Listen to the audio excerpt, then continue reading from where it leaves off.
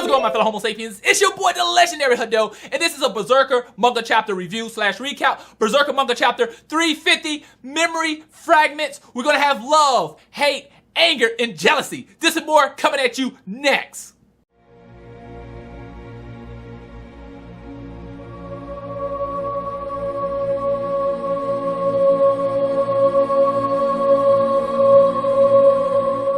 So this chapter evolved around two characters, and it was Farnese and Shirk. Once this chapter opens up, we have Farnese and Shirk approaching a sword and helmet. And once they got close to it, they was able to see one of Casca's memories. And that memory was a memory of Casca and Guts fighting for the first time, and Guts defeating Casca. We go on to the next memory when Casca first meets Griffith. She is being beat down by this man, and Griffith pulls up on a horse, looking like he just came from heaven. And you see Farnese say something like, it seems like she's been hit in the head, or it feels like she's been hit in the head. But not just that, she has this feeling for Griffith, one of the similar feelings that she had when she was with Guts. So at this point moment, we can see that Shirk and Farnese is not just seeing her memories, but they're actually experiencing her memories. They're actually feeling her emotions and her pain. And I thought that was really, really interesting because it's an experience. It's not like they're just watching. They're actually living her memories. So that was really, really interesting. So the next part we get to a war. And what I really like about this is that they're learning a lot about Casca. I mean, Shirk and Farnese, all they know really about Casca is that she's this really helpless girl that they have always helped since they have met her. Now they're starting to learn who Casca truly is. They're learning how strong she was, how powerful she was, how she went into war. And I really like that. I really like how they are seeing a brand new Casca they have never met before. They're meeting the real Casca that was going to war and fighting and killing all these people. They're actually experiencing who she truly is. So the next part we have is them actually in the ball where we have the White Phoenix Knights. Everyone's all dressed up really, really nice, and they can feel Casca how she feels. She's very happy, she's very satisfied, but at the same time she's nervous. The hair on the back of her neck is standing up, and you can see like, wow, they have come a very, very long way. Then we approach to the next scene where Casca has fell in a hole, and you have Guts there reaching his hand out to help Casca, and she feels jealousy. And I can understand that because when we go back to the original Band in the Hot, Casca was like the second in command. She was Griffith's right hand female, if you want to say. I mean, she was so fucking hardcore. She was just badass. But when Guts came into the game, he quickly rose up to the challenge. He quickly rose up through the ranks, and Casca kind of got pushed down. Guts became Griffith's right-hand man. So I can understand her feelings of jealousy at Guts. So the next part we get to is the intimacy with Guts and Casca, when Casca and Guts first made love. And this scene here was really, really interesting because Farnese said something, and she said something to the point of, I kind of always knew it. So I was like, bro, that's actually really, really interesting because, you know, Farnese kind of had feelings for Guts. You know, it's like now it kind of confirms why Guts is going out his way to help Casca. Is it possible because he loves her? And Farnese was like, I kind of already knew this, but she just kind of pushed it in the back of her mind. So we also get a part where we look at Shirk.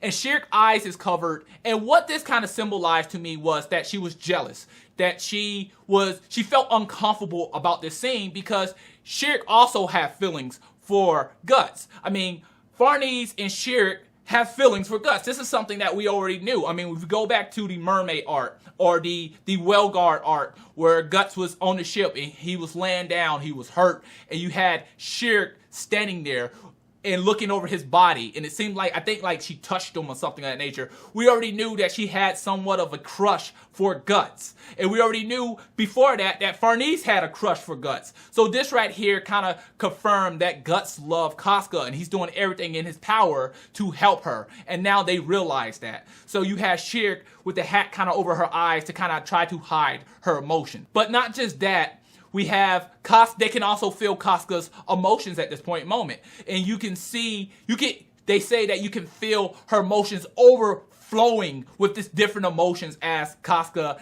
and Guts have sex. You know, Casca was just deeply in love with Guts at that time. So at the next part, we have a whole bunch of different memories all going in all at once. And I guess this was so we can see a lot of things happening at once, just kind of knowing that Sheerick and Farnese are going through all these memories. Then the next thing we have is them walking, and the question was asked, how long have we been here? And it's like, well, it seems like we've been here for months. It seems like we've been here for years, but in the dream realm, time really doesn't matter. It's very different in the dream realm versus time in reality. So finally, we get to the part where they're only missing a few more fragments of the doll, and they're starting to walk towards the eclipse. They're approaching this eclipse, and at this point in moment, we hear Sheerick says something like, okay, our journey is getting ready to come to an end. Also at this point, it seemed like the little Casca in the casket all of a sudden is scared as they're approaching this eclipse. She seems to be trembling. She seems to be terrified. But not just that, Casca, the little Casca actually says something. And she says something like, it's someone I want to see. And I'm like, who do she want to see? And I believe she's talking about Guts. Now, it's possible she could want to see Griffith. That's a possibility. But I believe that she's talking about Guts in this area when she says, it's someone I want to see. So I think that's really, really interesting. So that's all for this chapter. Now, how I felt about this chapter, what I like about this chapter. Well, first thing first, I felt like this chapter was kind of like a recap. But it wasn't like a regular recap where we really didn't learn anything new. It felt like it was a recap that progressed the story. And that was crazy. It felt fresh. It felt interesting because we just went basically through the whole arc before the eclipse. Like we went back to where Guts first came in to Casca's life, to where Griffith first came into Casca's life, learning about the wars, learning what Casca was about, her feelings, how she felt about Guts when he first came in, how she felt about Guts afterward. We learned a lot. I mean, we already knew these things, but we got to watch and look at this stuff all over again, and it felt really, really good. And I'm really, really shocked about this because I felt like this art here, this whole dream realm, I'm going to be honest, I felt like this art was going to probably be like a 2-year to 3-year art. I mean, when we look at Berserker, one thing they're great at is drawing out arts. I mean, we go back to the Well God art. That art was like 3 to 5 years almost. That was an extremely long art. Where this one here, I really felt like they were going to just kind of drag it out. They were just going to find a fragment here and there. But I am stunned. They found so many fragments in this one art. I mean, this one episode, this one manga chapter, they found tons of fragments. I mean, the doll itself is almost complete as they're approaching the eclipse itself. So I'm really, really happy about that. The second thing I'm really happy about is that Sheerick and Farnese is actually getting to know who Casca really is. They actually get to live Casca's life and understand who she truly is. And I really like that because now they can understand a lot more about Casca. Now, if I could probably put a con with the stories, I felt like the enemies that they was fighting in between each transition between the memories, I felt like the enemies was extremely weak. They to me personally, they felt like trash mobs. I mean, the enemies pop up, you had like these spiders, and Sheerick would just cast something random to kill them off. I felt like, personally, they could have made the enemies a little more tougher. I mean, not to drag the manga out, but they could have gave us a little more fight sequence with some of these enemies. I felt like these enemies was very, very underwhelming. I mean, it was quickly wiped out. But I know as they get closer to the eclipse, I'm quite sure they're going to face off against some serious enemies that could be life and death. But the enemies in this chapter, I felt like they was really not needed. I personally, they could have just went from memory to memory to memory, but I can understand them kind of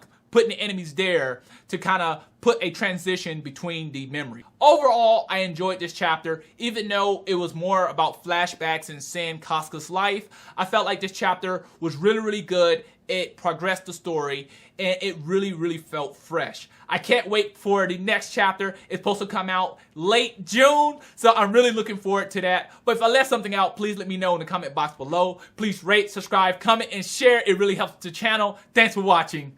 Matane.